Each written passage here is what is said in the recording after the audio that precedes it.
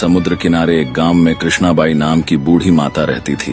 वह भगवान श्री कृष्ण की परम भक्त थी। कृष्णाबाई का वास्तविक नाम सुखिया था। घर घर में झाड़ू पोछा, बर्तन और खाना बनाना ही उनका काम था। कृष्णाबाई रोज फूलों की माला बनाकर दोनों समय श्री कृष्ण जी को पहनाती थीं और घंटों कान्हा से बातें करती थीं। गांव के लोग यही सोचते थे कि बुढ़िया पागल है।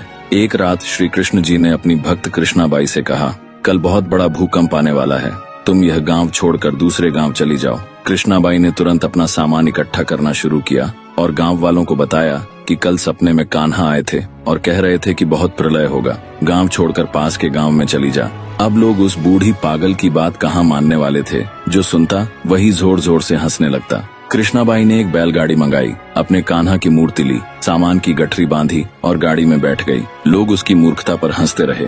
बाई जैसे ही गांव की सीमा पार करने वाली थी कि उसे श्री कृष्ण की आवाज सुनाई दी, अरे अपनी झोपड़ी से वह सुई तो ले आओ जिससे तू माला बनाकर मुझे पहनाती है। ये सुनकर बाई बेचैन हो गई। उसने मन में कहा, मुझसे यह भारी भूल कैसे हो गई, अब मैं कान्हा की माला कैसे बनाऊंगी।